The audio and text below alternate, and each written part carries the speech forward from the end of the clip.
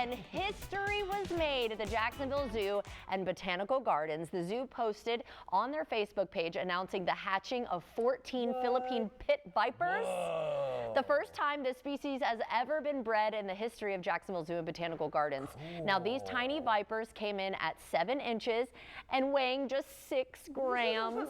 And because the snakes are so rare, they're actually going to be sent to other facilities across the U.S. And I'm sorry, Aunt Jane, if you're watching, she hates snakes. I grew up with snakes, so they don't bother me. They don't bother me I don't want a venomous one, obviously, but look how the colors are. That's kind of cool. It's a beautiful snake. Yeah. I remember going to the alligator farm back in the day, like when I was a kid. During middle school, we went on a field trip, and they're doing like this little, exhibition kind of thing. Yeah. And so they can have you hold an alligator or whatever. Right. And they're like, hey, who wants to hold a snake? And I'm like, yeah, for sure. Yeah. So you walk up there, and the guy's got 2 buckets and it's massive. full of snakes. Whoa. They're just crawling all over each other. And so you dip your hands in there and you pull them out. Oh, and they had a bunch of them? hanging all over my arms. Like, oh, it was awesome. Felt cool. It did feel cool. Yeah. And all your other classmates were like, ah!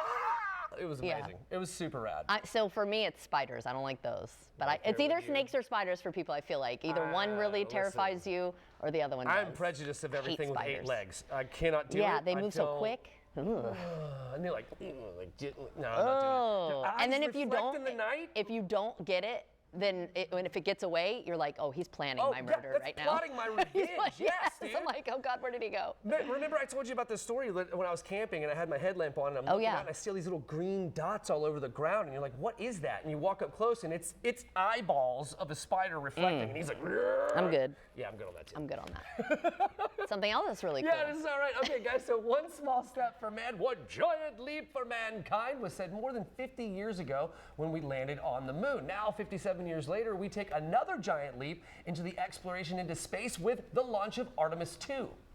3, 2, 1, booster ignition, and liftoff. The crew of Artemis 2 now bound for the moon. Humanity's next great voyage begins.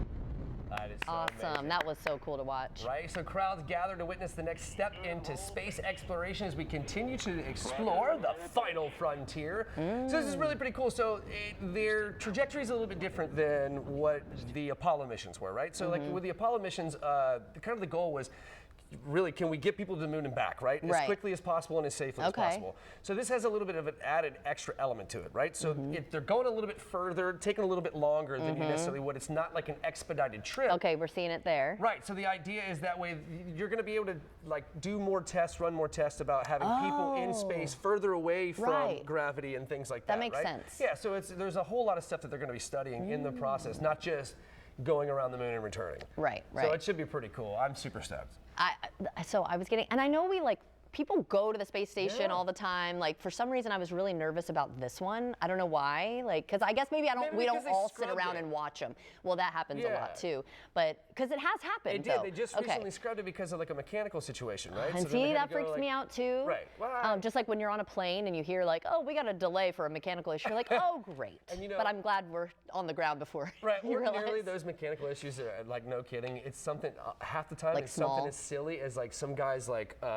Tray won't sit up and stay stationary. I'm not even joking. Like that's because they won't take off if it does that. Yeah, it's a safety hazard. Yep. Almost missed a flight to Europe that one time. Oh, I would have been so mad. I'm like, where's the tape? We're taping this thing together. That's basically what I was like talking about.